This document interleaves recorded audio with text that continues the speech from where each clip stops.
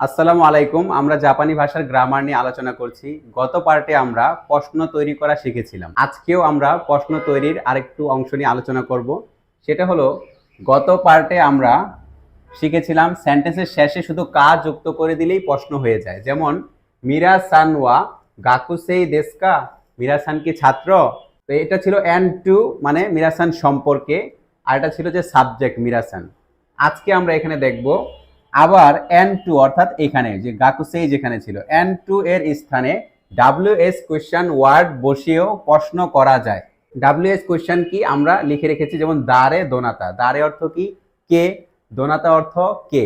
তো এই দুইটা ওয়ার্ড আমরা লেসন ওয়ানে ভোকাবুলারিতে শিখেছি। এমন আরো ওয়ার্ড আমরা পাবো, এই জন্য ইটিসি ইত্যাদি লিখে রেখেছি। তো এই ডাব্লিউএস কোয়েশ্চেন গুলো আমরা এন টু এর স্থানে বসিয়েও কি প্রশ্ন তৈরি করতে পারি। যেমন আনো হিতোয়া, এটা এন ওয়ানের জায়গায় বসেছে। আনো হিতোয়া দারে দেশকা, অর্থাৎ ওই ব্যক্তি কে।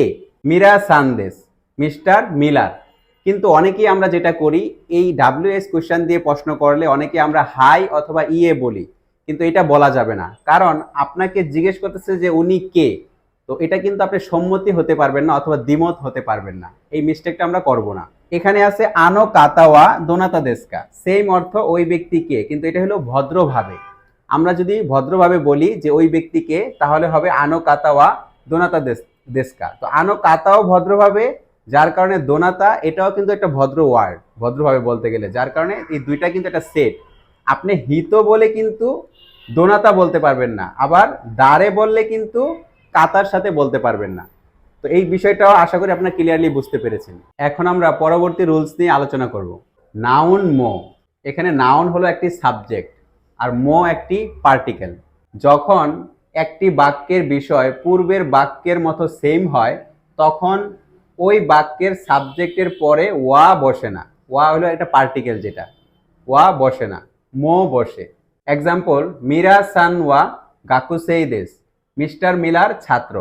ওয়ান সান মো গাকুসেই দেশ, মিস্টার ওয়ান ও ছাত্র। এখন এখানে যে বিষয়টা, সেটা হলো আপনার এখানে বসার কথা ছিল ওয়া, যে ওয়ান সান ছাত্র, কিন্তু প্রথম সেন্টেন্সে আমরা বলছি মিস্টার মিলার ছাত্র।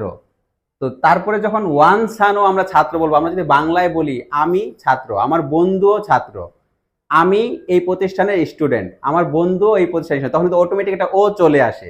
এই রুলসটাই হলো এটা। আপনি যদি কঠিনভাবে চিন্তা করেন তাহলে কিন্তু খুব কঠিন, কিন্তু ইজিলি চিন্তা করবেন। জাপানি ভাষার গ্রামার কিন্তু আপনার খুবই ইজি। আপনি যদি জাস্ট বুঝতে পারেন, নিজে থেকেই সেন্টেন্স মেকিং করতে পারবেন ইনশাল্লাহ। এটা হলো যখন দ্বিতীয় বাক্যটা প্রথম বাক্যের সেম হবে, তখন ওয়া পার্টিকেল হবে না, সেখানে মো পার্টিকেল হবে। যেমন আপনার এখানে ওয়া হয়েছে, কিন্তু এটা দ্বিতীয় বাক্য, এখানে সেও ছাত্র, যার কারণে কি ওয়া পার্টিকেল হয় নাই, মো পার্টিকেল হয়েছে। আশা করি ক্লিয়ারলি বুঝতে পেরেছেন। নেক্সট রুলসে আমরা যদি যাই, noun one no noun two. এখানে নো একটি পার্টিকেল, যার অর্থ র অথবা এর। দুটি নাউনের মাঝে বসে সম্পর্ক বোঝায়। এক্সাম্পল যদি আমরা দেখি, ওয়াতাশিনো কুরুমা, আমার গাড়ি। এখানে নো পার্টিকেলটার অর্থ হয়ে গেল কি র। ওয়াতাশি অর্থ কিন্তু আমি, কিন্তু ওয়াতাশিনো হয়ে গেল আমার। কুরুমা গাড়ি। তো একটা আমি যদি শুধু গাড়িটাকে বলি কুরুমা, কিসের গাড়ি, কার গাড়ি, কোনো সম্পর্ক বোঝাচ্ছে না। কিন্তু আমি যদি বলি ওয়াতাশিনো কুরুমা, অর্থাৎ আমার গাড়ি, এই যে গাড়িটা যে আমার, এটা একটা কি রিলেশন, একটা সম্পর্ক বুঝাইলো যে এটা আমার, জিনিসটা আমার।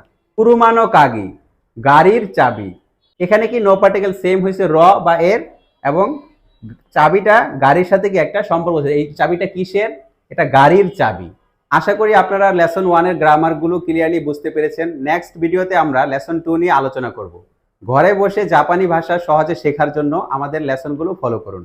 আসসালামু আলাইকুম।